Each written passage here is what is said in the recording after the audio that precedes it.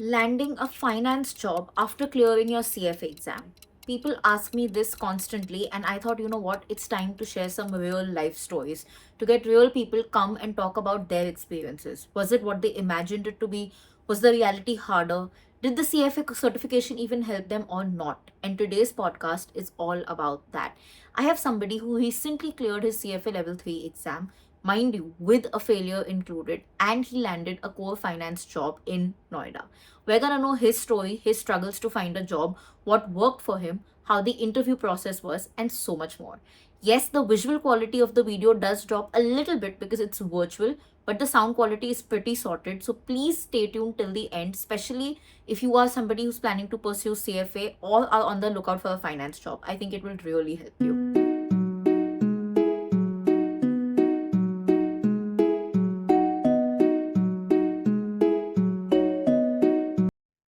Hi, guys, and welcome back to another episode of the Tanishka Spotlight. For today's episode, I have somebody whose professional background is obviously very interesting, but it's his mindset and values that truly set him apart. Having cleared all three levels of the CFA exam and securing a job as an MFO, basically a core finance role, before getting the CFA level 3 exam, Ansh Jain is definitely doing something right, and today he's here to share his story with us. So, welcome, Ansh. Thank you so much for accepting my invite. Thank you for inviting me, Kanishka.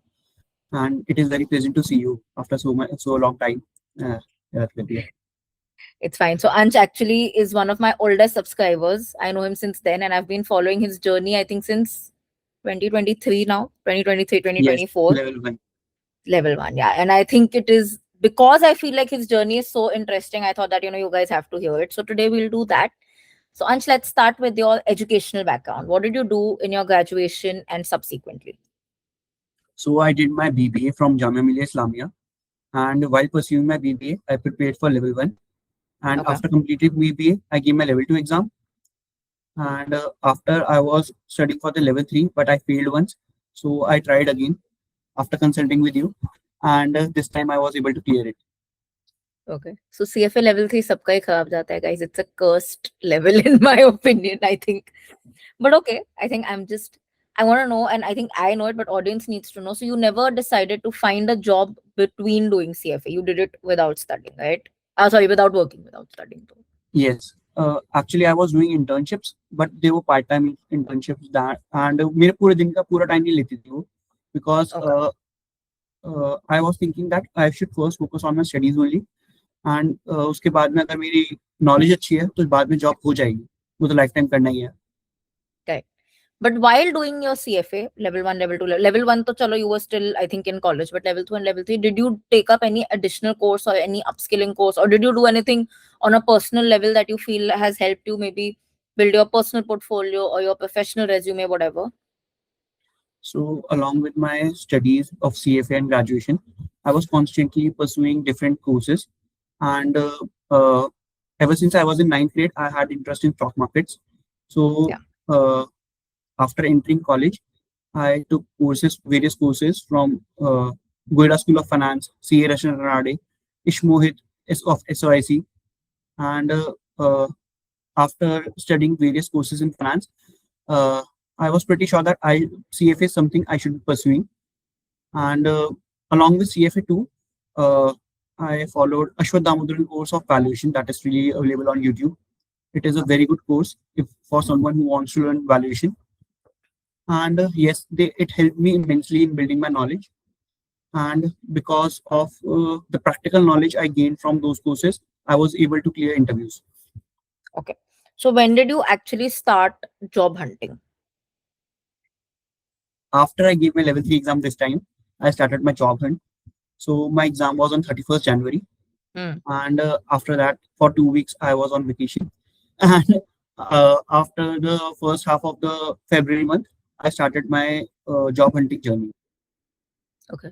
And job hunting मजेदार तो नहीं होती. So please tell everybody how fun an experience it is, because I know I remember Ansh, because I've also like consulted him, texting me कि ये तो भाई खत्म ही नहीं होता, क्या कर रहे हैं हम. So you tell me, don't tell me, tell the audience कैसी journey थी, exactly what did you do during the job hunting process. So to be honest बताऊं तो job hunting is the worst thing. मतलब अपने आप में एक job जो है उससे भी ज्यादा टफ है ये जॉब हंटिंग का चीज. सो क्योंकि मेरे पूरे दिन के ऑलमोस्ट पूरा टाइम मेरे को लगता था कि मैं अप्लाई कर रहा हूँ डिफरेंट जगहों से, बट उतना जितना मेहनत आप कर रहे हो उसके रिजल्ट्स आपको एकदम उतने इंस्टेंटली नहीं मिलती है। दिखते। मोस्टली कंपनीज अगर मैं बताऊं तो या तो घोस्ट कर देती हैं, और हम्म, फेक जॉब पोस्टिंग बहुत ज्यादा है। अगर आप लोग अप्लाई, मतलब मोस्टली स्टूडेंट्स जो होते हैं वो अप्लाई करते हैं हम्म, लिंक्डइन को यूज करके, इंडीड, नौकरी वगैरह। But correct। Most of job posting मुझे लगता है कि वहां पर काइंड ऑफ फेक भी होती है काफी ज्यादा परसेंटेज।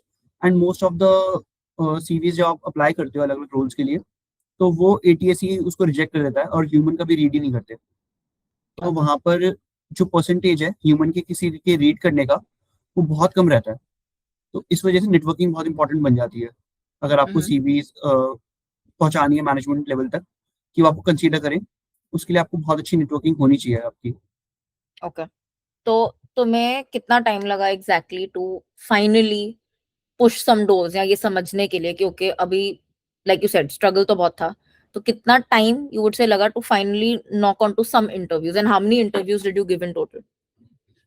सो मेरे को फर्स्ट इंटरव्यू जो कॉल आई उसके अंदर मेरे को अप्रोक्सीमेटली एक 1 मंथ लग गया, क्योंकि ओके। स्टार्टिंग के अंदर मेरी स्ट्रैटेजी उतनी क्लियर नहीं थी। मैं श्योर नहीं था कि मैं जो कर भी रहा हूँ वो सही भी हो रहा है नहीं हो रहा, क्योंकि रिस्पॉन्सेज करेक्ट। बहुत लेट आते हैं। मोस्ट ऑफ द कंपनीज में जब आप अप्लाई करते हो अलग अलग उनके करियर पोर्टल्स पे, हर एक करियर पोर्टल पे अप्लाई करने में बहुत ज्यादा टाइम लगता है, टाइम कंज्यूमिंग होता है प्रोसेस। करेक्ट। और टाइम कंज्यूमिंग से ज्यादा बहुत ज्यादा वो मेंटली एग्जॉस्टिव होता है वो, कि आप हम्म। बार बार सारी अपनी डिटेल्स भर रहे हो, हर एक एजुकेशन हर एक चीज आपको उनके करियर पोर्टल्स पे भरनी पड़ती है। तो बहुत एग्जॉस्ट हो जाते हैं उसके अंदर। एंड फिर उसके बाद भी रिजल्ट नहीं दिखते तो बहुत ज्यादा बहुत नेगेटिव फीलिंग होती है वो, रिजेक्शन की kind of. So okay. First interview मेरे को मिलने में 1 मंथ लगा था। हम्म। मेरे को फर्स्ट की किसी ह्यूमन ने देखा एंड उसके बाद में फर्स्ट राउंड के लिए उन्होंने कंसीडर किया। तो उसमें मेरे को शायद मिड मार्च के अंदर ये हुआ था शुरू। एंड उसके बाद में जब kind of I cracked it, मतलब मैंने बाकी सबसे आपसे कंसल्ट किया, और भी मेरे कुछ फ्रेंड्स थे जो कॉर्पोरेट में वर्क कर रहे हैं, उनसे मैंने बात करी एंड अपने नेटवर्क के थ्रू कहीं ना कहीं अपने रिज्यूमेस पहुंचाए। तो उसके बाद धीरे धीरे मेरे पास थोड़े बहुत इंटरव्यूज कॉल्स आने शुरू हुए। अ, उसके अंदर भी अलग अलग लेवल्स होते हैं। स्टार्टिंग हम्म। के अंदर एचआर राउंड यूजुअली इजी रहता है। उसके हम्म। अंदर वो आपसे बेसिक चीजें पूछते हैं कि आपका एक्सपीरियंस क्या क्या है, आपको किस डोमेन में नॉलेज है। एंड कुछ भी ज्यादा डिटेल्ड उसमें नहीं होता, तो यूजुअली वो तो क्लियर हो जाता है। हम्म। बट उसके बाद में अलग अलग कंपनीज के डिफरेंट डिफरेंट राउंड्स होते हैं। कई कंपनीज आपको क्विज का टेस्ट भेज देती हैं। एंड शुरुआत के अंदर तो मैं 2-3 क्विज अलग अलग कंपनीज के दिए थे, उनके लिए मैं प्रिपेयर्ड था ही नहीं काइंड ऑफ। लाइक एन उन्होंने ऐप। मेरे क्विज भेजा, यस एप्टीट्यूड टेस्ट, मेल पे। तो मेल पे उसको एक्सेप्ट करने के बाद में उसको प्रिपेयर, मैंने प्रिपरेशन अच्छे से नहीं किया था। हम्म। तो एक दो बार तो I was not able to clear it at aptitude level. तो वो ओके। खराब हो गए थे अपॉर्चुनिटीज। सो हर एक अपॉर्चुनिटी को बहुत ज्यादा अच्छे जो मिल रही है, जो भी आपको आ रही है, उसके लिए अच्छे प्रिपेयर करना बहुत इंपॉर्टेंट है। ये नहीं कि मैंने तो अपना सीएफए करा हुआ है तो मेरे को ये सब करने की जरूरत नहीं है। तो बाकी जो जो वो मेल में भेजते हैं चीजें कि आपको ये पढ़ना चाहिए ये सब, तो वो सोर्सेस को अगर अच्छे से कर लोगे तो वो बेटर रहेगा वो। ओके। इसमें मैं एक कट करके क्वेश्चन पूछूंगी। तुमने कहा एप्टीट्यूड लेवल पे कई बार, and thank you for sharing this, कि नहीं क्रैक हुआ। So when you say aptitude level, was it because finance jobs you were applying for, so I am just asking from that domain, hmm. Was it purely finance related questions, या उन्होंने कहा कि चलो for example basic finance थोड़ा सा revision करके आओ, क्योंकि कुछ कंपनीज बोलती है, या was it actual aptitude test जो हमें जैसे ग्रेजुएशन लेवल पे देते हैं, maths, English, logical reasoning, what is like define aptitude test में तुमने क्या क्या दिए हैं ओवरऑल? सो डिफरेंट कंपनी से काफी डिफरेंट होते हैं। तो एक कंपनी का जब मैंने दिया था उसके अंदर अकाउंटिंग क्वेश्चंस बहुत ज्यादा थे और इंडिया से रिलेटेड थे, मतलब कुछ क्वेश्चंस। तो वो तो मेरे बिल्कुल प्रैक्टिस में था ही नहीं, क्योंकि सीएफए की जब से प्रिपरेशन कर रहा हूँ वो जितना पहले पढ़ा था 11th-12th का वो भूलना पड़ा काइंड ऑफ। तो उसमें मेरे को डिफिकल्टी आई, क्योंकि हम लोग किस तरीके से किस चीज का ट्रीटमेंट करते हैं सीएफए में बिल्कुल टोटली डिफरेंट है as compared to Indian forms में जिस तरीके से होता है। एंड उसके अलावा एक कंपनी में एप्टीट्यूड टेस्ट ऐसा भी था जिसके अंदर काइंड ऑफ क्विजेज ले रखे थे उन्होंने डिफरेंट। ओके। उसमें से एक फनी क्वेश्चन तो मुझे अभी भी याद है कि एक माँ, एक बेटी और और एक पोती, तीन है जो, मतलब ये जो है गई हुई है उनकी, उनसे रिलेटेड समथिंग था क्वेश्चन। सो उसका एग्जैक्ट क्वेश्चन मुझे याद नहीं, बट उसका मैंने बाद में जब आंसर सर्च किया तो मुझे पता चला कि सिर्फ तीन की जगह दो ही लोग हैं, जो माँ है वही, जो बेटी है वो माँ भी है और दादी भी है काइंड ऑफ, ऐसे करके कुछ क्वेश्चन Okay. घुमाने वाले भी थे। So like a logical reasoning question. Logical reasoning questions भी थे उसमें बहुत सारे अलग अलग। तो different companies different type of aptitude test लेती हैं, तो उनके लिए अलग अलग से प्रिपेयर करना पड़ेगा। Got it. चलो फिर let's narrow it down to your current company. I think it is Diwan P N Chopra Advisors, correct? पहले तो Yeah. tell us about the company. What is this company? क्या करते हैं? कहाँ पे located है?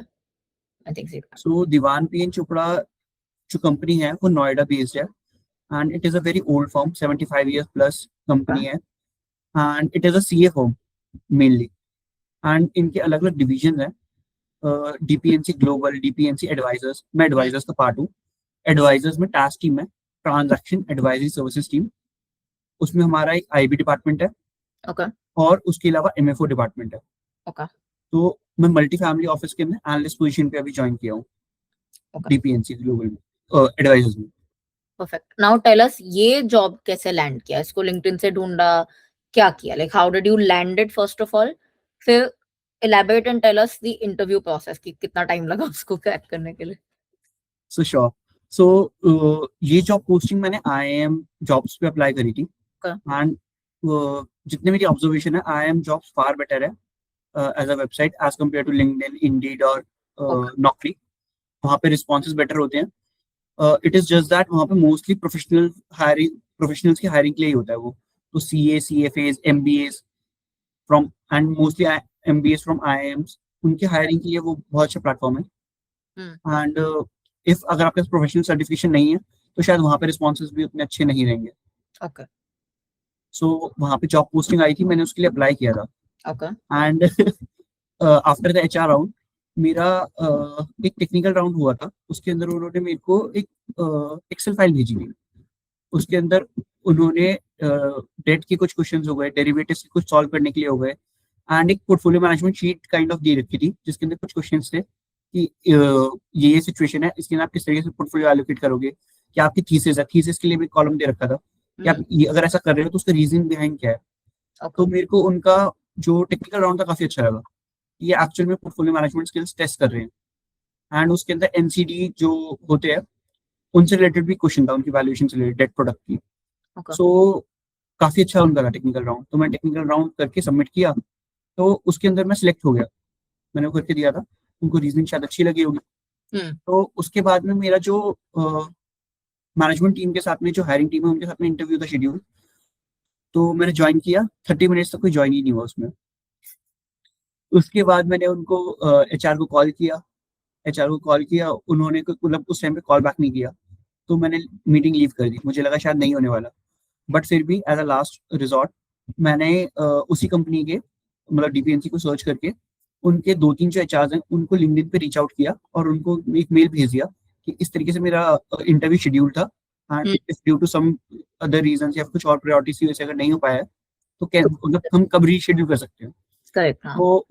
तो एक दूसरी HR थी उसी कंपनी में सीनियर HR तो उन्होंने मेरे को रिप्लाई बैक किया लिंक्डइन पे कि कहते हैं मैं एक बार बात करती हूँ सॉरी कि हमारा जो भी हुआ कुछ इनकन्वीनियंस की वजह से नहीं हो पाया एंड उन्होंने मेरा फिर इंटरव्यू रीशेड्यूल किया तो उसके बाद आफ्टर 1 वीक उन्होंने रीशेड्यूल किया तो तब मेरा था जो MFO टीम में AVP थी वो असिस्टेंट वाइस प्रेसिडेंट एंड उनके साथ में एसोसिएट लेवल पे 2 लोग थे तो उनके साथ में मेरा इंटरव्यू था Okay.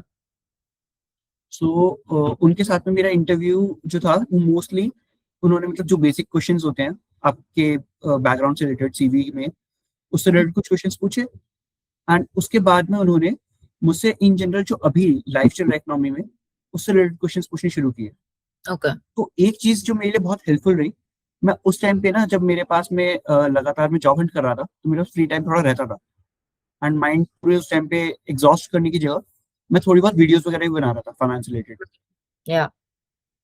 तो उस वजह से ना मेरी रिसर्च बहुत अच्छी हो रखी थी करंट मार्केट के ऊपर कि अभी स्टॉक मार्केट में क्या चल रहा है गोल्ड और सिल्वर रैली क्यों कर रहे हैं उन सब के पीछे की रीजनिंग इकोनॉमी में क्या चल रहा है तो उसके ऊपर लगातार रिसर्च और बोलने की वजह से मेरे को वो चीज़ बहुत टिप्स पे दी एंड जैसे ही वो करंट अफेयर्स पे आए कि अभी गोल्ड इतना रैली कर रहा है सिल्वर के बढ़ने की रीजन क्या है आप करंट इकोनॉमी को कैसे देखते हो उन्होंने जैसे ही क्वेश्चंस पूछे मैंने बहुत अच्छे से यूज किया मैंने बता दिया कि गोल्ड के बढ़ने की रीजनिंग ये है एंड अलग अलग इकोनॉमिक सिनेरियोस के अंदर कैसे मैं देख रहा हूँ इकोनॉमी को तो वो जो चीज थी उसने मेरे को लगता है एज दिया इंटरव्यू के अंदर and after that I was selected for the final round with the managing partner उसके बाद में उन्होंने मेरा जो फाइनल राउंड था वो सेम उसी दिन शेड्यूल किया जिस दिन मेरा CFA लेवल 3 का रिजल्ट था. ये इट वाज मुझे 7th अप्रैल. हाँ. सो वहां पर मेरा इंटरव्यू की टाइमिंग थी 2:30 और 2:30. मैं वहां पर 2:30 पहुंचा. 3 बजे मेरा इंटरव्यू वहां पे शुरू हुआ ध्रुव सर के साथ में. तो ओके. उन्होंने भी स्टार्टिंग के अंदर मेरी बैकग्राउंड वेरिफिकेशन वगैरह CV के बारे में डिफरेंट चीजें पूछी. एंड फिर उसके बाद में उन्होंने एक एक चीज को जो पकड़ा एंड उसकी बहुत डिटेलिंग के अंदर गए. जैसे ओके. हमारी बात शुरू हुई इंडियन इकोनॉमी को लेकर कुछ चीजों पे. उन्होंने पूछा अभी इन्फ्लेशन नंबर क्या चल रहा है, अभी हमारा रिस्क फ्री रेट क्या है. रिस्क फ्री रेट हम लोग 10 ईयर गवर्नमेंट बॉन्ड को ही क्यों लेते हैं, 5 ईयर 15 ईयर को क्यों नहीं लेते. तो उस टाइम पे मैंने रिसेंट में ही अश्वथ दामोदरन सर का वैल्यूएशन का कोर्स बहुत रिसेंटली यूट्यूब से करा था अच्छे से डिटेल. मेरे को उससे रिलेटेड भी चीजें काफी ज्यादा क्लियर थी. तो वो वाला इंटरव्यू मेरा काफी अच्छा गया ध्रुव सर के साथ में. एंड इवन बातों बातों के अंदर मैंने उनको ये भी बताया कि इससे रिलेटेड मैंने वीडियोस वगैरह बनाई है. तो उन्होंने एक वीडियो तो वहीं पे चला के देख ली. वहीं पे हम लोग ऑफिस में बैठे हुए थे, तो उन्होंने एक वीडियो चला के देखी और उन्होंने देखा मैं किस तरीके से बता रहा हूँ चीजों को, एक्सप्लेन कर रहा हूँ. तो वहां पर उन्होंने देखा. एंड कुछ देर बाद मेरे को HR मैम आती है, मेरे को दूसरे रूम में बैठा दिया था. एंड उसके बाद उन्होंने बताया कि मेरे को सिलेक्ट कर लिया उन्होंने, और वहीं पे उन्होंने ऑफर लेटर दे दिया था. तो शाम को मेरा रिजल्ट आना था 6:30 बजे. एंड उससे पहले मैं सिलेक्ट हो गया था वहां पे कंपनी के लिए without the L3 result. That was a lucky day. Lucky day तो नहीं, because you worked very hard for it, but a good day. कि उस दिन शायद तुम कुछ और भी करते तो मिल जाता. I always say this. Definitely. But tell me one second, ये पूरे जो जॉब, स्पेशली फॉर दीवान एडवाइजर्स, इसमें CFA का कितना रोल था? लाइक डू यू फील कि अगर CFA की वजह से तुम्हें कोई एडवांटेज मिला इन दैट एंटायर प्रोसेस, या यू फील लाइक CFA नहीं भी होता तो भी फर्क नहीं पड़ता? टू बी ऑनेस्ट मुझे लगता है कि शायद मेरे को वहां पे इंटरव्यू करने की अपॉर्चुनिटी नहीं मिलती अगर मैं CFA लेवल 2 कम से कम क्लियर नहीं होता. क्योंकि जो जॉब रोल था उनके जॉब डिस्क्रिप्शन के अंदर वो लिखा हुआ था कि L3 कैंडिडेट और L3 क्लियर्ड, उनको उनकी रिक्वायरमेंट ये थी. So most of the career portals पे यही रिक्वायरमेंट्स अगर आपको चाहिए कोर फाइनेंस की रोल जिसके अंदर आप एक्चुअल के अंदर इन्वेस्टमेंट से रिलेटेड कुछ कर पाओ, तो उसके अंदर रिक्वायरमेंट्स दे देते हैं वो, या तो MBA फ्रॉम IIMs या फिर CFA. Got it. हाँ. सो Okay. एंट्री के लिए बहुत इंपॉर्टेंट बन जाता है CFA. But in the interview process ठीक है आपके पास CFA है, बट आपकी एक्चुअल नॉलेज कितनी है वो ज्यादा मैटर करती है, ऐसा मुझे लगा पूरे इंटरव्यू प्रोसेस में. Okay. Do you feel at any point कि because तुम CFA level 3 कैंडिडेट थे तो उन्होंने तुम्हें ज्यादा ग्रिल किया देन से suppose may be a regular candidate? Although I know उनकी रिक्वायरमेंट थी, बट बाय चांस अगर कोई एक पर्सन आता जो मे बी नहीं था CFA level 3 कैंडिडेट या CFA level 2 कैंडिडेट होता, do you think that person would have been grilled lesser? Do you think they really tested anything कि इसको CFA मटेरियल में से एक्चुअली प्रैक्टिकल लाइफ में कितना आता है? सो जो मेरा मैनेजमेंट लेवल पे जो इंटरव्यू था जिनमें AVP और एसोसिएट थी, तो उनमें से जो AVP थी उन्होंने भी खुद CFA करा हुआ था. सो वो भी अलग अलग चीज में काइंड ऑफ टेस्ट कर रही थी कि इन्होंने मतलब मेरे को एक्चुअली कंसेप्ट पता है या नहीं पता CFA से रिलेटेड. तो वो चीज काइंड ऑफ एक्सपेक्टेशन बनी जाती है कि अगर आप एक प्रोफेशनल कोर्स करते हो तो एक मिनिमम एक्सपेक्टेशन या बार सेट हो ही जाता है कि आपसे कम से कम आपको ये सब चीजें तो आनी चाहिए. आपको गॉर्डन ग्रोथ मॉडल तो पता ही होना चाहिए, आपको पता होना चाहिए डुपॉन्ट एनालिसिस क्या है, या फिर ब्लैक एंड शोल्स मॉडल कहाँ यूज होता है. सो वो एक्सपेक्टेशंस वो आपको दिख जाती है इंटरव्यू के अंदर जब चल रहा होता है. बट हाँ, कॉलेज लेवल पे अगर आपने नहीं कर रखा CFA तो आपसे डिफरेंट टाइप के क्वेश्चंस पूछे जाते हैं और डिफरेंट थोड़ा इजी होता है. यस, रिलेटिवली इजी रहता है. Okay. Now will come to audience favourite question. तो मैं, ये तुम्हारा फर्स्ट जॉब था, कंप्लीट फ्रेशर, आई मीन वो जो इंटर्नशिप थे अगर उसको नहीं काउंट करके, तो आफ्टर कंप्लीटिंग CFA लेवल 3, क्योंकि बाय दैट टाइम तुम्हारा रिजल्ट ये था, चलो यू न्यू इट ऑलरेडी कि कहीं ना कहीं शायद एक अंदर से आता है वेदर पास वन हो. तो what were your expectations in terms of salary before you started job hunting, during job hunting, and finally landing this job, and कितना एक्चुअल रियलिटी में मीट हुआ? सो जब मैं पहले CFA पढ़ रहा था तब उस टाइम पे लगता था जब हम लोग इंटरनेट सर्च करते हैं कि कितनी जॉब मतलब एक्सपेक्टेशन होनी चाहिए आफ्टर CFA L3, तो उसके अंदर नंबर्स आते हैं 16 लाख से 20 लाख 25 लाख भी आया था नंबर. तो मुझे लगता था कि शायद L3 के बाद भी इतना ही होता होगा. बट ये नंबर जो है वो एक्चुअल मे भी हो सकता है एवरेज नंबर ये ही हो, वो नंबर में कोई गलती नहीं है. ये कब लाइफ में बट जो डिफरेंस है वो ये चीज का है कि अगर किसी को मिल रही है 15 लाख, 20 लाख, 25 लाख की सैलरी आफ्टर L3, सो हो सकता है उनके एजुकेशनल बैकग्राउंड के अंदर उन्होंने सिर्फ CFA ना करा हो, उसके साथ में उन्होंने CA भी करा हो, उनके पास आर्टिकलशिप का एक्सपीरियंस हो, या फिर MBA करा हो किसी IIM से। हम्म। सो या फिर उनका पहले से बहुत ज्यादा एक्सपीरियंस हो, क्योंकि कई सारे प्रोफेशनल एक्सपीरियंस लोग जो होते हैं उसके बाद में वो CFA परस्यू करते हैं अपने एक्सपीरियंस के साथ साथ में। तो बैकग्राउंड से बहुत फर्क पड़ता है। बट अगर आप इंडियन मार्केट के अंदर एज अ कंप्लीट फ्रेशर जाते हो, तो आपको एक्सपेक्टेशन आपकी हम्बल वो, अब जैसे जैसे इंटरव्यूज दोगे ना अलग कंपनीज में, अपने आप ही हो जाएंगे सेट। आपको पता चल जाएगा कि एक्चुअल रेंज रियलिटी में क्या चल रही है। तो तो तुम बताओ एक्चुअल रेंज क्या चल रही है मार्केट में फॉर फ्रेशर? अह, अगर मैं बोलूँ Tier 1 सिटीज जो है, दिल्ली, बैंगलोर, मुंबई, यहाँ पे अगर आपका एजुकेशनल बैकग्राउंड के अंदर आपने सिर्फ ग्रेजुएशन करी हुई है एंड आपने मान लो CFA लेवल 3 क्लियर करा हुआ है, तो भी आपको 9 to 12 लाख के बीच में ही मिलेगा। उससे ज्यादा आपको विदाउट एक्सपीरियंस तो नहीं मिलेगा। अगर आपको उससे ज्यादा चाहिए तो आपका एक्सपीरियंस होना चाहिए फाइनेंस डोमेन के अंदर, वो भी रेलिवेंट एक्सपीरियंस। अगर कोई और डोमेन में होता है एक्सपीरियंस, तो वो काउंट नहीं करते। Okay, fair enough I think. फिर मैं बोलूंगी गाइस मेरा चैनल सही था क्योंकि मैंने यही फिगर बोला था लोगों को, इसलिए फॉलो करो truly Tanishka. But that's a joke. Coming to your story again, now I want to again थोड़ा सा skip back to your job hunting process. Of course I am sure कि you are in a very good position, but जब हम CFA करते हैं, specially जब हम सोचते हैं फाइनेंस में जाएंगे, तो सबके दिमाग में होता है मैं JP मॉर्गन जाऊंगा, मैं मॉर्गन स्टैनली जाऊंगा, the big known names, right? तो तुम्हारे दिमाग में था कि मेरे को भी यही जाना है to start with only? And did you apply in any of the known names in the market? And what was your experience in applying there?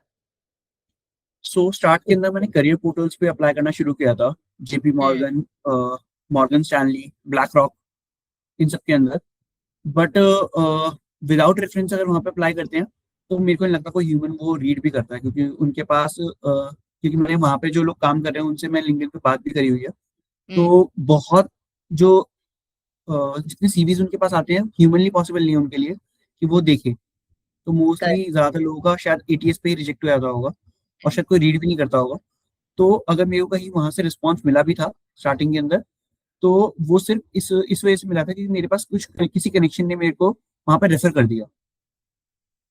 But Okay. जो उसके उसके अंदर कोर फाइनेंस की जो जॉब्स हैं, Hmm. उसके अंदर freshers के लिए टू बी ऑनेस्ट ज्यादा कुछ नहीं है। क्योंकि वहां पर जो मैंने देखा कि JP मॉर्गन हो गया, मॉर्गन स्टैनली में जहाँ Hmm. अप्लाई करते हैं बिल्कुल जूनियर पोजीशंस के लिए, वहां पर भी उनको 5 ईयर के आसपास का एक्सपीरियंस चाहिए। सो विदाउट एक्सपीरियंस, अगर आपने MBA नहीं कर रखा किसी IIM से, आई डोंट थिंक सो मतलब पॉसिबल है। कोई बहुत लकी होगा, बहुत हार्ड वर्किंग होगा, मे बी, तो क्योंकि कुछ भी इम्पॉसिबल नहीं है, बट प्रैक्टिकल नहीं है सीधा डायरेक्टली वहां पे जा पाना। तो some of these institutes, जैसे मुझे पता है Morgan Stanley does college recruitment even yes, from graduation level for operations background, right? I know that. तो वहां के भी रोल यू आर सेइंग कि बिना रेफरेंस के या डायरेक्टली अप्लाई करने से बेयर मिनिमम मिलता है। बेसिकली द पॉइंट इज कि अगर या तो कॉलेज रिक्रूटमेंट से जो मिल गया फॉर फ्रेशर्स, या फिर बिना नेटवर्क के मिलना, बिना किसी रेफरेंस के मिलना is almost impossible, is what you are trying almost, to summarize, yes. right? Okay. So basically every fresher has to start from scratch or use their network. India में फिलहाल ये चल रहा है। यस, एंड मेरा एक और चीज रहेगा कि अगर किसी को डायरेक्टली वर्क करना है फाइनेंस डोमेन के अंदर ही, जैसे पोर्टफोलियो मैनेजमेंट से रिलेटेड कुछ काम करना है, सो अगर आप जो टॉप टियर फर्म्स हैं उन पे जाओगे, तो आपको वो काम आई डोंट थिंक सो आपको डेफिनेटली बहुत जल्दी मिलने वाला है। Correct. एंड आपको क्योंकि मेरी उन लोगों से बात होती रहती है जो इन MNCs में काम करते हैं, तो उनको एक बहुत ही स्पेशलाइज, बहुत छोटे डोमेन के अंदर ही वर्क मिलता रहता है जो मोनोटोनस रहता है काफी। तो उनको पूरा एक बर्ड आई व्यू नहीं मिल पाता पूरी कि किस तरीके से वर्क कर रहा है सब कुछ। सो अगर आपको वो चाहिए, तो आई थिंक आप अगर आप कोई और फॉर्म में जाओगे, जो बुटीक फॉर्म्स हैं, उनमें आपको बेटर एक्सपोजर मिल पाएगा, लर्निंग कर्व आपका बेटर रहेगा। Okay. But you're saying कि एकदम like as a complete fresher, this I just want to process this question a little better and word it. तुम्हारा पॉइंट से वो तो आई अंडरस्टैंड, ऑब्वियसली स्टार्टअप या एक स्मॉलर फर्म एंड एक big firm का I get the difference. But what I am trying to tell you is, और what I have understood rather is कि इन जनरल, चाहे आप एक बुटीक फर्म के पास भी जाओ, चाहे आप एक बड़े MNC के पास भी जाओ, when you are dealing specially in finance, initially जो हमारे एक्सपेक्टेशन होते हैं सीएफए कैंडिडेट्स, क्योंकि हम पढ़ते वो हैं तो हमें लगता है कि हमें सीधा वैल्यूएशन में डाल देंगे या अगले दिन हमारे फर्स्ट डे पे हमें बोल देंगे क्लाइंट को कंसल्ट करो, तो that is not happening in Not that. Reality, right? Yes. Not happening. Okay, तो इसी के बेसिस पे one question, you tell us about your current role, what is a day in a life of Ansh Jain as an MFO? तुम्हारा actual काम क्या? Now I think तुम्हें almost 2 months हो गए हैं इस Yes. Domain, so Yes. You. तो हमारी टीम में तो सभी प्रोडक्ट्स के अंदर डीलिंग होती है। So be okay. It real estate हो गया, रियल एस्टेट डेट प्रोजेक्ट्स हो गए, एंड डेट प्रोडक्ट्स हो गए, इक्विटीज हो गई, and different mutual fund analyse करने हो गए, या फिर अलग अलग जो इंस्टीट्यूशंस के डिफरेंट प्रोडक्ट्स होते हैं, नोवामा के एंड डिफरेंट डिफरेंट कंपनीज के, वो भी हम देखते हैं, उनको एनालाइज करते हैं, एंड अपने क्लाइंट्स को, जो हमारे मल्टी फैमिली ऑफिस हैं, अलग अलग फैमिली ऑफिस, उनको हमने रिकमेंड करना, वो सभी हमारे डोमेन के अंदर आता है। तो सभी प्रोडक्ट्स का एक्सपोजर इस रोल के अंदर मुझे मिल रहा ओके। है। एंड टू बी ऑनेस्ट, अभी जैसे पिछले 1 मंथ के अंदर तो मैं टोटली मोस्टली मेरा फोकस इक्विटीज में ही है।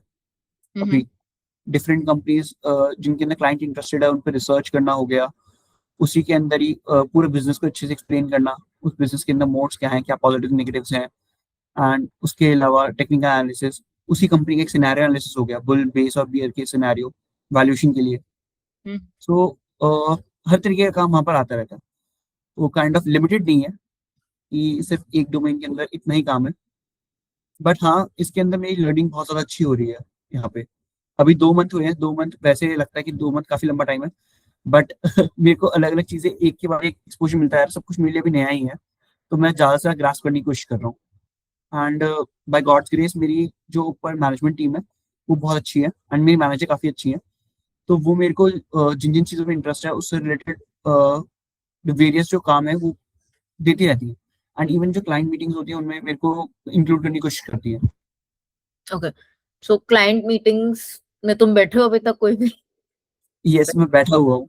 So okay. हमारे जो फैमिली ऑफिस के अंदर मेन मेन बंदे हैं जिन जिनका हम पोर्टफोलियो मैनेज कर रहे हैं, उनके साथ डीलिंग करना हो गया, और हमारी कंपनी के भी कुछ एडवाइजर्स हैं, उनके साथ कुछ मीटिंग्स होती हैं, इंटरनल मीटिंग्स, तो उनमें बैठता हूँ, एंड मैम को अलग अलग इनपुट्स प्रोवाइड करता रहता हूँ, तो बड़ी एक्सपोजर मिल रहा है यहाँ पे। Okay, but as a CFA level 3 cleared, तुम्हारा फ्यूचर ड्रीम क्या है? Like what was the purpose of doing CFA? So 9th के बाद ही मेरे को काइंड ऑफ क्लियर था कि मेरे को स्टॉक मार्केट्स में कुछ करना है, ओके। एंड मेरे को लगता है कि मुझे पोर्टफोलियो मैनेजर ही बनना है। मेरे को काइंड ऑफ क्लियर था 11th 12th तक, मैं पोर्टफोलियो मैनेजर ही बनना है। तो उसके लिए मुझे लगा कि क्या सर्टिफिकेशन शायद बेस्ट रहेगी मेरे को, अगर लर्निंग इसके अंदर चाहिए, या क्रेडिबल क्रेडेंशियल्स क्या रहेंगे, क्योंकि हर एक अच्छे प्रोफेशन के अंदर क्रेडेंशियल्स मैटर करते हैं, करेक्ट। क्योंकि एक स्ट्रक्चर्ड वे में कुछ पढ़ना एक डिफरेंट चीज होती है एज कम्पेयर टू अलग अलग जॉब से आप नॉलेज ग्रास्प करते हो। करेक्ट। एंड जब मैं वेरियस कोर्सेज ले रहा था, तो मतलब 1 या 2 कोर्सेज के बाद में बहुत ज्यादा रिपीटेशन होती चीजों की, तो आपको बाकी डोमेन्स के अंदर क्या पढ़ना है क्या नहीं पढ़ना आपको खुद नहीं पता चल पाता कि मैं ओके। आगे और क्या सीखूं, क्या चीज मेरे लिए बेटर रहेगी। तो जब मैंने सीएफए का पढ़ना शुरू किया, L1 L2 L3, तो उन्होंने हर एक डोमेन को बहुत अच्छे स्ट्रक्चर कर रखा है जिस तरीके से होना चाहिए, मेरे को लगता है। जैसे L1 के अंदर उन्होंने बहुत ज्यादा बेसिक्स वगैरह बता रखे हैं हर एक सब्जेक्ट के, एंड L2 के अंदर वैल्यूएशन बहुत हैवी रहती है, एंड L3 में मैंने पोर्टफोलियो मैनेजमेंट चूज किया था, तो मेरे को उसके अंदर बहुत ज्यादा डिटेल के अंदर नॉलेज मिली, किस तरीके से क्लाइंट का आईपीएस बनता है, एंड एसेट एलोकेशन किस तरीके से करते हैं। तो बहुत ज्यादा हेल्पफुल रहा है फिर मेरे लिए, एंड मेरा लॉन्ग टर्म गोल यही है कि मेरे को इन 10 years टाइम अपना खुद का एक पीएमएस खोलना है। ओके, सो अभी वो पोर्टफोलियो मैनेजर वाला पॉइंट चला गया है, लाइक बिकॉज थोड़ा सा voice had broken, so I want to just confirm this. You said कि लेवल 1 लेवल 2 तक, ऑलमोस्ट लेवल 3 तक मेरे को श्योर था कि मुझे पोर्टफोलियो मैनेजमेंट में ही जाना है, तो what yes. Change that thought? क्योंकि मुझे एक बट सुनाई दे रहा है कि but now I have changed, तो वो चेंज क्यों आया है अभी? या शायद ऐसे I am reading too much between the lines. नहीं, ऐसा ऐसा चेंज नहीं आया, बट ओके। बिकॉज मैंने सीएफए करा तो मेरे को और भी चीजें जो मेरे को लग रहा था कि मेरी नॉलेज में गैप्स हैं, तो वो आइडेंटिफाई हो पाए कि इन चीजों पे मैंने उतना ध्यान नहीं दिया था, एंड मैं वो चीज सीख पाया सीएफए की वजह से। सो आई थिंक अगर किसी को पोर्टफोलियो मैनेजमेंट में आना है, CFA is the perfect course. इनका करिकुलम बहुत ही ब्यूटीफुली रिटर्न है, जिस तरीके से आपको सीखनी चाहिए स्टेप बाय स्टेप चीजें वैसे ही है। एंड अगर आप इंटरेस्ट के साथ, क्यूरियोसिटी के साथ पढ़ोगे, बहुत मजा आएगा आपको पढ़ने में। ये तो आई अग्री गाइस, सीएफए तो करना चाहिए, बस लेवल 3 नहीं करना चाहिए। वो तो बस खराब जोक है, बट एनीवे, थैंक यू अंश for sharing your job story. Before we end this, I know it's a quick podcast only. I want to know, is there any advice, any tip that you want to give to people who are at that point of their career जहाँ पे तुम 3 साल पहले थे, कि कैसे, क्या vision होना चाहिए अगर आपको फाइनेंस में जाना है, क्या सोच होनी चाहिए, कौन से मिथ्स तुम्हें लगा है अभी तक मार्केट में बहुत चल रहे हैं. फॉर एग्जाम्पल, एक तो तुमने बर्स्ट कर ही लिया कि 25 lakhs लोग एक्सपेक्ट करते हैं, नहीं मिलता ये सब एक्चुअली, जो मैंने नहीं बोला था बट जिसने भी बोला था उनको. सो ऐसी कोई चीजें या any tip, anything that you want to just share with the audience before we end. So to be honest, अगर एक चीज मैं कहना चाहूंगा, तो एक ट्रेंड में देख रहा हूँ यूजुअली मार्केट की, मतलब जो बाकी सब मेरे साथ में बच्चे थे एंड जो आगे यंगर जनरेशन है मोस्टली, वो सीएफए को मोस्टली परस्यू कर रही है एंड फाइनेंस को मोस्टली परस्यू कर रही है, थिंकिंग दैट ये बहुत कूल है. एंड स्कैम 1992 की सीरीज के बाद भी सभी का इंटरेस्ट है कि हम अगले हर्षित मेहता बनिए, कुछ कमाल कर देंगे स्टॉक मार्केट्स के अंदर. सो वो कूलनेस का फैक्टर जो हमें लगता है ना, वो बहुत ज्यादा ओवर हाइप्ड है टू बी ऑनेस्ट, जैसा मेरे को लगता है, क्योंकि बहुत ही कॉम्पिटिटिव इंडस्ट्री है फाइनेंस. सो अगर आपका एक्चुअल में इंटरेस्ट नहीं है फाइनेंस के अंदर, तो आप लॉन्ग टर्म सस्टेन नहीं कर पाओगे, बर्न आउट हो जाओगे. सो जिसका एक्चुअल में इंटरेस्ट हो इस डोमेन के अंदर, वो ही, मतलब अगर आप कोई चूज कर रहे हो इंडस्ट्री, उसके अंदर आप अपनी लाइफ डेडिकेट करना चाह रहे हो, एजुकेशन के 5 साल 10 साल, एंड उसके बाद में अपनी पूरी लाइफ टाइम ऑफ जॉब अगर आप डेडिकेट कर रहे हो, तो वो राइट रीजन की वजह से करो कि आपका एक्चुअल में इंटरेस्ट है उन चीजों के अंदर, आप एक्चुअल में क्यूरियस हो, आप खुश हो उन चीजों को देख के. सो मेरा यही एडवाइस रहेगी. तो अगर आपको चूज करना है फाइनेंस, सिर्फ सिर्फ इसी रीजन की वजह से करना, वरना या फिर कूल है या फिर इसमें पैसे ज्यादा हैं, उस वजह से मत करना. पैसे तो आप किसी भी डोमेन के अंदर आप अच्छा कर रहे हो तो आप कमा ही लोगे अच्छे, बट वो इंटरनल सेटिस्फेक्शन बहुत इंपॉर्टेंट है. Correct, I think that is very well said and I fully agree कि ये इंडस्ट्री, इवन द पढ़ाई for that matter, because I coach on पढ़ाई, so I will say that first, अगर interest नहीं है या नहीं बन पाता तो आप नहीं सस्टेन कर पाओगे. It gets too much to your mind, too much to your brain. And जो हम विजुअलाइज करते हैं ना कि फाइनेंस जॉब्स तो ऐसे होंगे कि हम बहुत कूल गाड़ी में जा रहे होंगे, हाथ में स्टारबक्स लेके चल रहे होंगे, बेसिकली लव आजकल वाला सैफ अली खान वाला लुक जो हम इमेजिन वही. करते हैं वैसे वो नहीं होता. It is quite different in reality. It is still, आधा टाइम लोग रो रहे होते हैं, कभी लोग पजामाज में कॉल टेक कर रहे होते हैं. So the reality is different, और वो तभी आप कर पाओगे वो hard reality if you are interested. So very well said, Ansh, and thank you so much for doing this once again for me and for the audience. Guys, we've come to the end of this podcast. If you liked it, if you have any more questions related to this, want us to maybe, talk on something like a follow up, or want me to make more such videos, then don't forget to like, comment, share, subscribe. I'm also adding Ansh's profile in the description box. If you want to check it out, you can check his profile out as well, especially his LinkedIn profile. He's quite active on LinkedIn actually, so you can definitely reach him out over there. And with that, we've come to the end of this. I'll see you guys very, very soon. Until then, keep sparkling and definitely keep learning.